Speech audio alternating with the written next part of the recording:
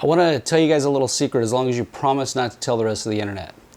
The Canon 5D Mark IV might actually not completely suck as a camera. Now, I'm only basing this off of about 24 hours of time with this camera body. I went to make an actual initial thoughts video on this camera yesterday. Unbeknownst to me, the recording actually stopped midway through, and as a single father, I did not have time to go back and redo the video and upload it. So I've actually had the opportunity to actually get some real world use out of this. And I gotta tell you, so far, I'm absolutely impressed with this camera. The first thing that jumped right out to me was how fast the autofocus on this camera operates and how accurate it is. I shot a lot with the 135 f2 the last 24 hours, and with that super shallow depth of field, just shot after shot, the images were tack sharp, perfectly in focus. It is just so responsive, the autofocus, and so accurate. That's the thing that stood out the most to me right out of the box. I've had the opportunity to use this in the backyard, shoot some hummingbirds, shoot my kid running around. I made him run back and forth towards me just to see how well the tracking did on this thing, and it performed phenomenally. No dropped images, no lag issues, just super fast. And I was able to just keep shooting, especially in JPEG, just keep shooting forever, and this thing never slowed down. I also had the opportunity to shoot this at an event last night that I was hired to shoot at. And I did something a little bit different. Since this had built-in Wi-Fi, I didn't want to run tethered cords all around because they knew that there was going to be a point during the event where we were going to have to basically move our little photo booth section for the presentations, and I didn't want to have cords and a tripod. I wanted to keep it as minimal as possible, so we just had to move the lights. So I used the Wi-Fi feature in this, and I shot it directly to my laptop. And I used Canon's software, which, their photo software is not the best in the world, but it worked flawlessly. I was able to just transfer them straight from the camera into my laptop and print straight from the Canon software. And I actually printed directly to my DNP printers, the DS40. I didn't even have to print to a Canon printer. And it worked flawlessly. It was actually a really cool setup. The Wi-Fi feature on this, I've been pretty impressed with. I've used Sony's Wi-Fi features and NFC features in the past, and I've been disappointed because I've run into a lot of issues where the connection couldn't be established, or once one device, the screen went off, I'd have to reconnect. There was just all kinds of different issues with it. But with this, I had only one problem last night, and that was actually when the battery died on this camera.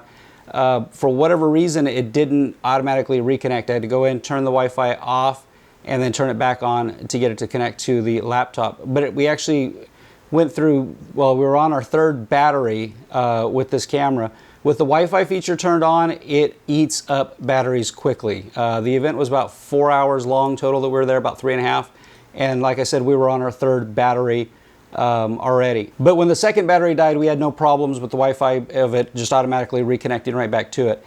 It just worked flawlessly. I was really happy with it. We only played with the NFC feature a little bit. Right away, the first time we put the phone up to the camera, it just instantly picked up the NFC and worked.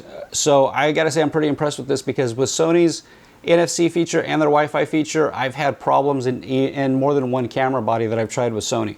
The touchscreen on this is actually really responsive. I haven't had the opportunity to shoot a lot of video or nothing too exciting yet. I'm gonna go shoot some football here in just a few minutes, and that'll kind of be a test for how the video autofocus tracking works. But the touchscreen is very responsive. It seems to be very accurate to where you touch. That's where it's going to take the focus point to. There's not any issues with the touchscreen where you touch one area but something else happens. Much like a smartphone screen, it seems to be very accurate as far as the touchscreen goes. So one of the issues that I have with this camera is the white balance, especially the auto white balance. They have this thing called ambient priority or ambience priority, which is supposed to keep your image warm when you're under tungsten light. And then the other setting is white priority, where white will be reproduced even under tungsten light. Those are your two auto white balance settings. I found that the first setting, it makes everything way too warm, in my opinion. And then if I used the white priority setting, it made everything way too blue. So using auto white balance last night indoors, I absolutely could not get an accurate, anything even close to an accurate color balance, which was a little bit frustrating, because even though for our photo booth area, we were able to set a custom white balance and shoot, and it wasn't too much of a problem, but we were also shooting pictures of the event. And there were times that we were away from the photo booth taking actual shots of people that were giving presentations or some of the artists that were there. And it was just a problem because we went to different sections of this building. It was consistently an issue of the auto white balance just not even coming close. So I was a little bit disappointed with that, because with my 5D Mark III, which I ended up using for a little bit last night, I didn't have any problems whatsoever with the camera auto white balance and getting it at least close. I mean, obviously you can correct that in post relatively easily. Last night at this event, we weren't only printing pictures from our photo booth, we were actually also giving some of the artists and some of the other people who were in attendance, we were giving them different pictures that we were taking throughout the building on the spot. So we really didn't have time to go through and color correct them and do things like that. And so it was a little bit frustrating using the 5D Mark IV. That's the only issue that I have. That and the battery life when you're using the Wi-Fi feature are the only two things that I really have to complain about this thing so far. All of the controls, if you've shot with the 5D Mark III, it's hard to tell the difference between the two cameras, to be honest with you. I mean, you've got the one little knob thing on here that's different, but they're almost identical in terms of layout, size, weight. It's very similar. You know, when the specs started leaking for this camera, I was extremely disappointed with it. And I had been thinking about jumping to Sony for a long time. And I wanted to see what they were going to do with this. And I was pretty critical of the specs of this camera whenever they came out.